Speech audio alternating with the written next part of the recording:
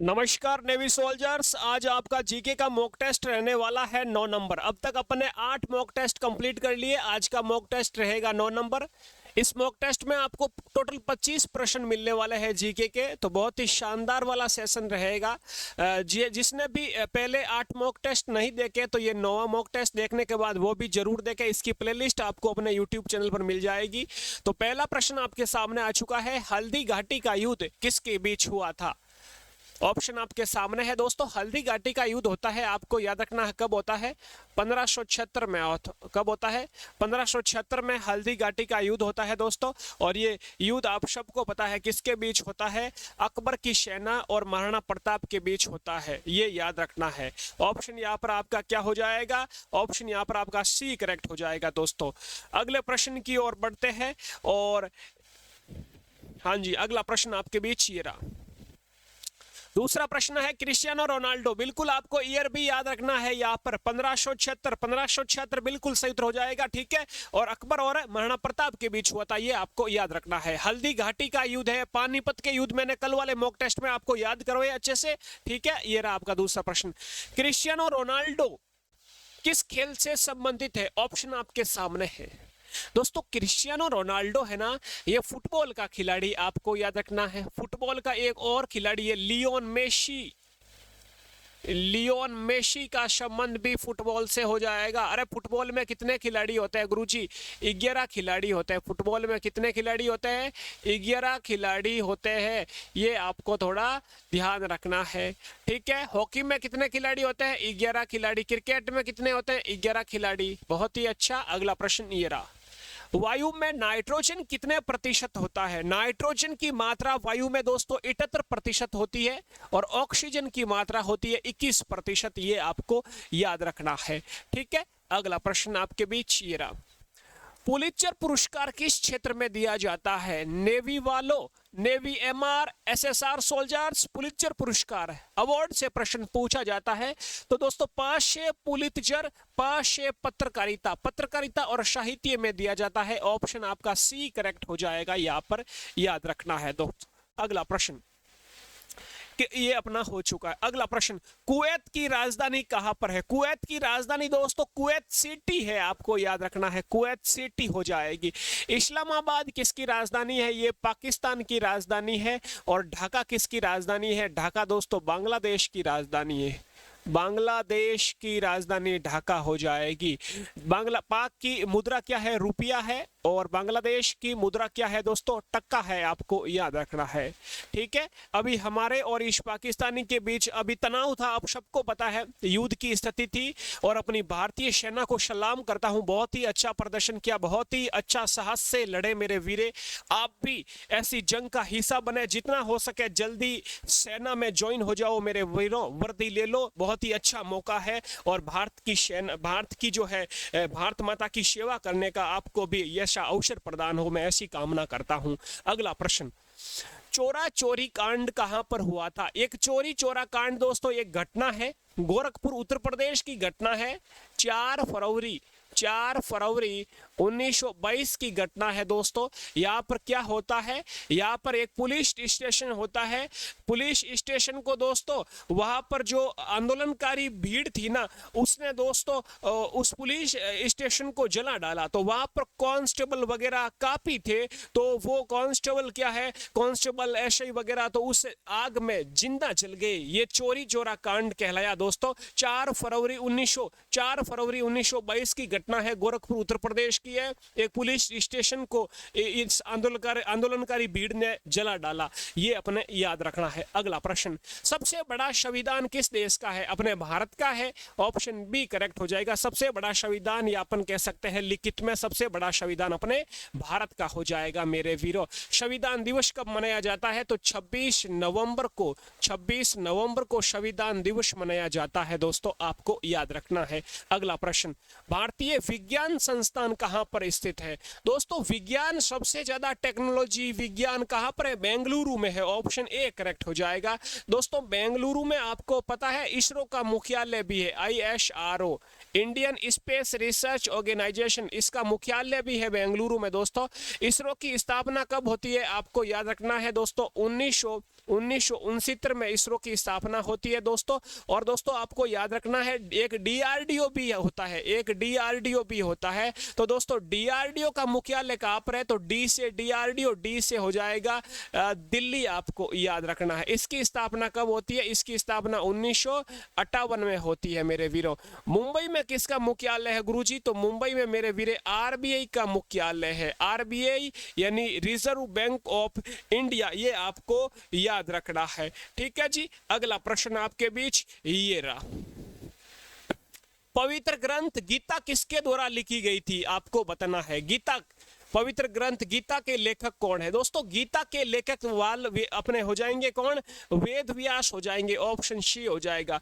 वेद व्यास ने ही गीता लिखा, वेद व्यास ने ही दोस्तों महाभारत भी लिखा, आपको याद रखना है। ठीक है, वाल्मीकि ने क्या लिखा? रामायण लिखा, आपको याद रखना है। रामायण के लेखक कौन है? वाल्मीकि हो जाएंगे मेरे वीरे। कालिदास की पुस्तकें बता देता हूं। मेघदूतम, मेघदूतम कालिदास की पुस्तक है।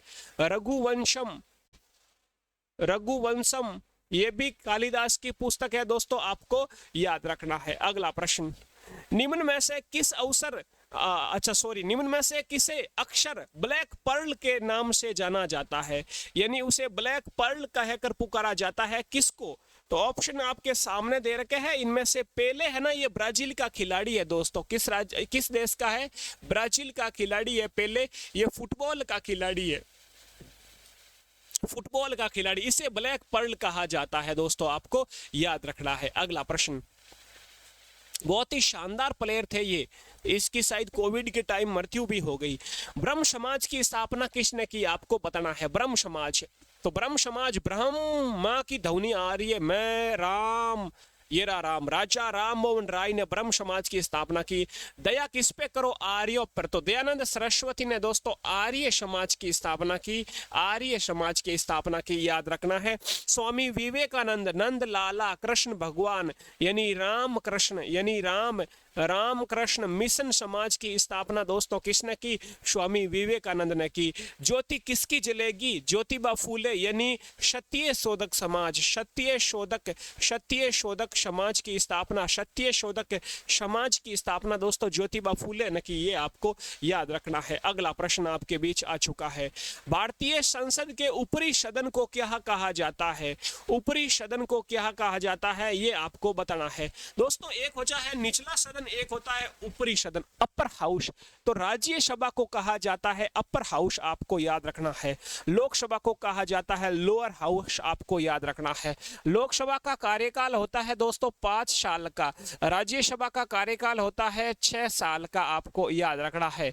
लोकसभा का सदस्य बनने के लिए न्यूनतम आयु चाहिए 25 ईयर, आपको याद रखना है। और राज्यसभा का सदस्य बनने के लिए न्यूनतम आयु चाहिए 30 वर्ष, आपको याद रखना है। अभी वर्तमान में लोकसभा का अध्यक्ष कौन है दोस्तों? ओम बिड़ला, आपको याद रखना है। अभी वर्तमान में लोकसभा का अध्यक्ष ओम बिड़ला है। कौन सी लोकसभा है गुरुजी? 18वीं लोकसभा है। अगला प्रश्न ये रहा, इंदिरा गांधी गोल्ड कप किस खेल से संबंधित है? ऑप्शन आपके सामने दे रखे हैं दोस्तों। इंदिरा गांधी और नेहरू ट्रॉफी दोनों याद रखना आपको, एक नेहरू ट्रॉफी भी है, एक नेहरू ट्रॉफी भी है। तो ये दोनों दोस्तों किस खेल से है? ये दोनों हॉकी की हो जाएंगी, आपको याद रखना है। क्रिकेट में खिलाड़ी 11 हो जाएंगे दोस्तों, आप हॉकी में भी 11 हो जाएंगे, फुटबॉल में भी 11, बैडमिंटन में 1 या 2, एकल में खेले तो 1 खिलाड़ी, युगल में खेले तो 2 खिलाड़ी हो जाएंगे दोस्तों। बैडमिंटन की एक खिलाड़ी बताता हूं, आप नाम याद रखना है, पीवी सिंधु हो जाएगी। पीवी सिंधु का संबंध किससे है? बैडमिंटन से हो जाएगा। साइना नेहवाल एक खिलाड़ी है, साइना नेहवाल, साइना नेहवाल का संबंध भी किससे हो जाएगा? बैडमिंटन से हो जाएगा। अगला प्रश्न, नालंदा विश्वविद्यालय किस राज्य में स्थित है? दोस्तों नालंदा विश्वविद्यालय है ना, ये अपने बिहार में स्थित है। ऑप्शन बी करेक्ट हो जाएगा। दोस्तों बिहार की राजधानी क्या हो जाएगी? दोस्तों पटना हो जाएगी। अपने अपने अपने स्टूडेंट है, अपने बिहार से काफी है, बिहार से झारखंड से काफी स्टूडेंट जुड़े हुए हैं।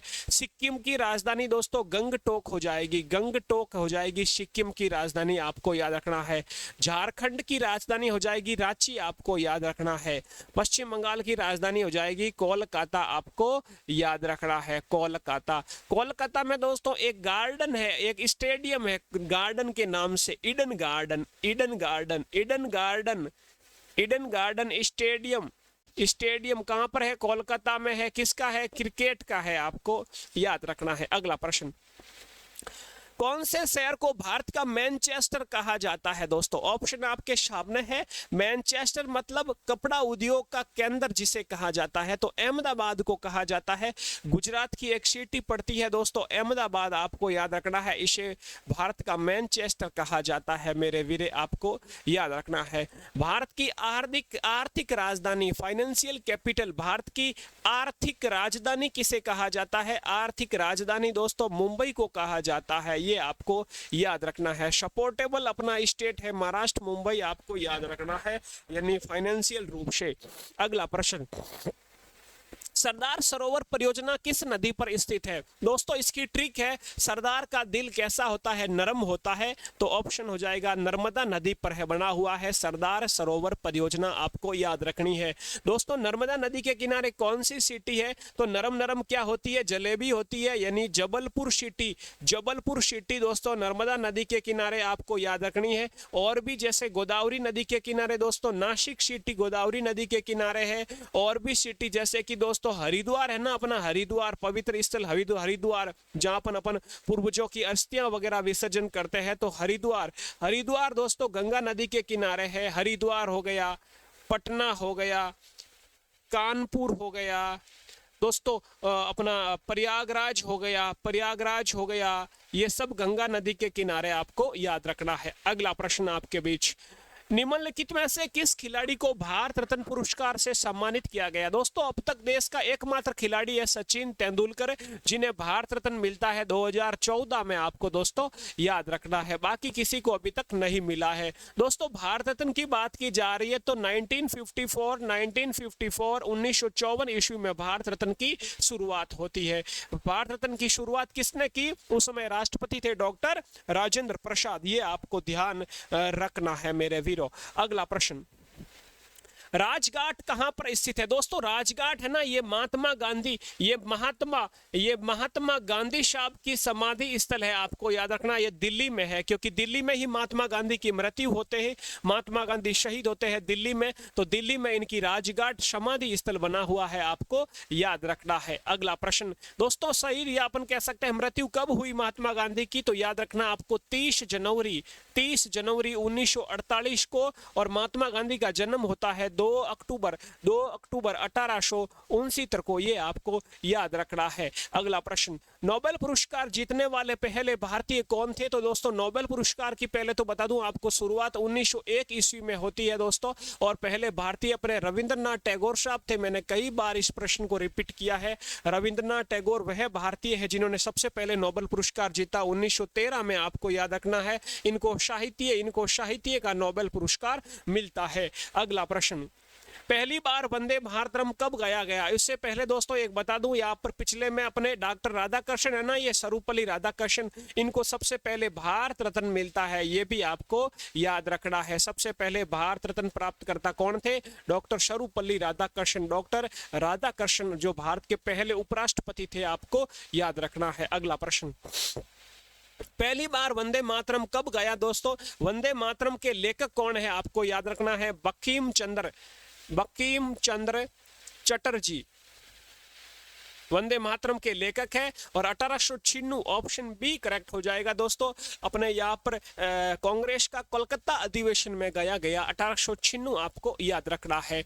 मौर्य साम्राज्य किसने स्थापित किया? Stabilised the Maurya empire, Chandragupta Maurya ने इसकी स्थापना की दोस्तों। चंद्रगुप्त मौर्य का पीएम प्रधानमंत्री कौन थे? चाणक्य थे दोस्तों। चाणक्य ने ये सब इनको बताया ऐसे किस प्रकार से शासन चलाना, पूरी प्रक्रिया चाणक्य के रंग रंग में बसी हुई थी दोस्तों। चाणक्य ने एक पुस्तक लिखी दोस्तों, अर्थशास्त्र पुस्तक, यानी इकोनॉमिक्स, अपने अर्थशास्त्र है ना, ये अपने राजनीति से रिलेटेड थी और इनका ये पुस्तक है अर्थशास्त्र। चाणक्य को ही दोस्तों कहा जाता है कौटिल्य, ये विष्णुगुप्त, सब इनके ही नाम है, आपको याद रखना है। अगला प्रश्न, निम्न में से कौन सम्राट अशोक के पिता है? अशोक वही अशोक जिन्होंने कलिंग युद्ध के बाद दोस्तों बौद्ध धर्म अपनाया, तो अशोक के पिता बिंदुसार। ऑप्शन यहाँ पर आपका सी करेक्ट हो जाएगा मेरे वीरों, आपको याद रखना है। अगला प्रश्न, नालंदा विश्वविद्यालय को किसने ध्वस्त किया? वैसे है कहां पर? अपने बात की बिहार में है, तो ये दोस्तों बख्तियार खिलजी है ना, ये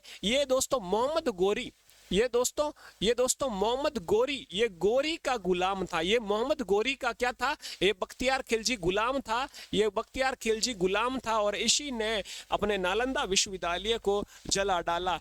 ये ध्वस्त करने वाला बख्तियार खिलजी, ये कमीना सा, ये आपको याद रखना। ऑप्शन ए करेक्ट हो जाएगा। अगला प्रश्न, हरित क्रांति किस क्षेत्र से संबंधित है? हरित क्रांति की बात करें दोस्तों, हरित क्रांति की शुरुआत आपको याद रखना है 1966 या 1967 में हरित क्रांति की शुरुआत होती है दोस्तों। हरित क्रांति खेती या का उत्पादन बढ़ाना, यानी अपने याद रखना एग्रीकल्चर प्रोडक्शन से संबंधित की, खेती में पैदावार को बढ़ाना। और सबसे पहले यदि बात करें गेहूं, चावल, ये चावल संबंधित खेती में सबसे ज्यादा बढ़ोतरी मिली, तो हरित क्रांति। और हरित क्रांति के दोस्तों जनक कौन है अपने भारत में? यदि आपको पूछे हरित क्रांति के जनक कौन है तो क्या बताओगे? एम एस स्वामीनाथन हरित क्रांति के जनक है। मनकोम्बु सदाशिवन स्वामीनाथन, इनको दोस्तों भारत रत्न मिलता है। अभी 2025 में इनको मरणोपरांत भारत रत्न दिया गया, आपको याद रखना है। तो ये अपना आज का 25 क्वेश्चन हो गए कंप्लीट। कैसा लगा मॉक टेस्ट दोस्तों? आप मेरे से अभी भी मौका है, 10 दिन और पढ़ सकते हो। तो अपना जीके का कोर्स आर्मी और नेवी के लिए ओनली 70 रुपीज में आपका कंप्लीट जीके कोर्स मिलेगा, जिसमें आपको क्लासें मिलने वाली है स्टैटिक जीके की, हिस्ट्री की, ज्योग्राफी की, करंट अफेयर्स की। उन क्लासों को आप डेली एक दो क्लास लेकर अपना सिलेबस एक बार वापस से रिवीजन कर सकते हो। ये मैंने क्लासें ली है अपने एप्लीकेशन पर, एप्लीकेशन की लिंक मिल जाएगी डिस्क्रिप्शन में दोस्तों। और यदि मैं बात करूं दोस्तों, ऐप का नाम अपना जीके सीरीज हो जाएगा, ठीक है। जीके सीरीज ऐप को जैसे ही आप प्ले स्टोर पे सर्च करोगे जाकर, तो आपका शानदार तरीके से पीले कलर में ये लोगो मिलेगा, वही अपना ऐप है। बाकी आप डिस्क्रिप्शन में जाकर अपना ऐप डाउनलोड कर सकते हो। अपना नेवी का व्हाट्सएप ग्रुप बना हुआ है, ज्वाइन कर लेना। मेरे व्हाट्सएप नंबर है 9413513647, तो अपना व्हाट्सएप ग्रुप ज्वाइन कर लेना। जो भी अपडेट होगी, जैसा भी क्वेश्चन वगैरह पीडीएफ, और मैं जल्दी आपको 500 क्वेश्चन देने वाला हूं नेवी वाले, MRSS सवार वाले। ये 500 क्वेश्चन आप रट के चले जाना, जीके के वन लाइनर रहने वाले हैं, एक भी प्रश्न गलत ना होगा। अपना ख्याल रखें। जय हिंद, जय भारत। कल अपना 10वां मॉक टेस्ट लेके आएंगे।